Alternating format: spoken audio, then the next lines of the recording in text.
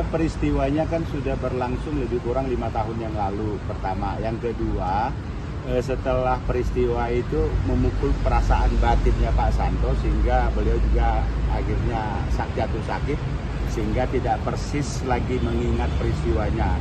Jadi kalau ada beberapa pertanyaan-pertanyaan yang tidak bisa dijawab dengan benar, ya mungkin karena kondisi beliau tidak ingat peristiwanya, kemudian karena kondisi kesehatan beliau.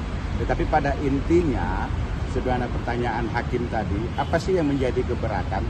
Oke, di antara usaha kerjasama ini kan sudah ada penghitungan nilai kerugian, lebih kurang nilai kompensasi ganti rugi, maaf.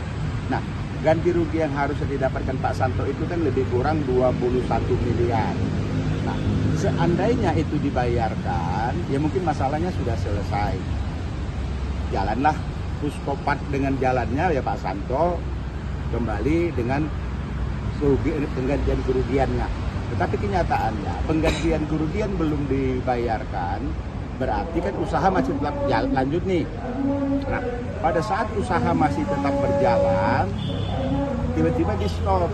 Nah, jadi kita menduga ini kan akal-akalan untuk menghindari pembayaran kerugian yang harusnya menjadi haknya Pak Santo.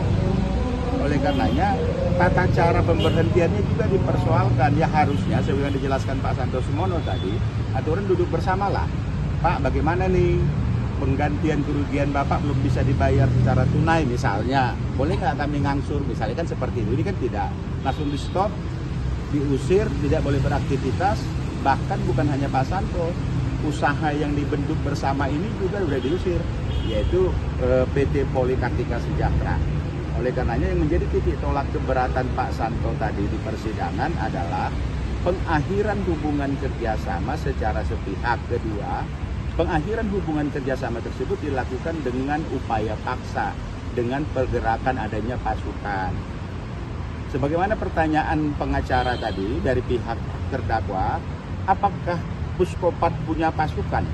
Justru itu yang kita herankan. Dalam usaha kerjasama ini tidak ada pasukan, tetapi kenapa di lapangan ada pasukan yang ditempatkan yang memerintahkan tidak boleh aktivitas, melarang pekerja. Karena yang kita hormati adalah pasukannya, ya kita mundur dong. Kalau kita tidak menghormati pasukan, ya pasti kita akan kerja terus. Tapi karena kita menghormati ada pasukan, yang bagaimana hubungan pasukan itu hadir di usaha kerjasama itu, ya Puskopat yang tahu. Kan bukan dengan dalih Puskopat kan tidak punya pasukan, kan tidak sekedar kesalahan Puskopat kenapa hadir. Pasukan kan tidak bisa hadir sendiri tanpa ada orang yang meminta untuk hadir di acara tersebut, di areal perkebunan tersebut. Demikian.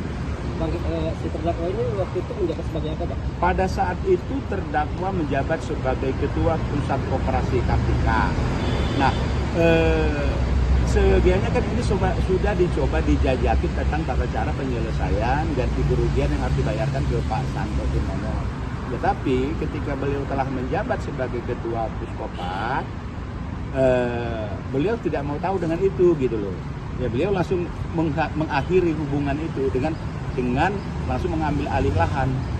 Nah kalau dibilang tadi, lalu apa kerugiannya? Pertama, kerugian terhadap nilai kerugian yang belum dibayarkan. Kedua, sepanjang belum ada penyelesaian nilai kerugian, harusnya kan Pak Santo masih berhak atas hasil perkebunan. Sampai akhirnya berhenti benar-benar, kan ada proses pemanen yang sedang berlangsung. Itu kan juga merupakan keuntungan yang harusnya diharapkan. Bagaimana pertanyaan hakim tadi, nilai kerugian realnya berapa? Tentang nilai keuntungan menyusulnya nanti.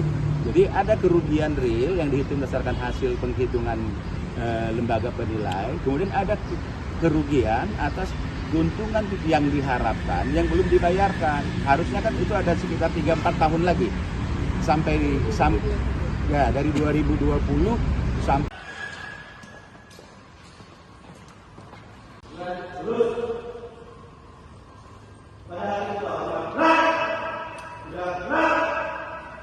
Download Tribun X sekarang, menghadirkan lokal menjadi Indonesia.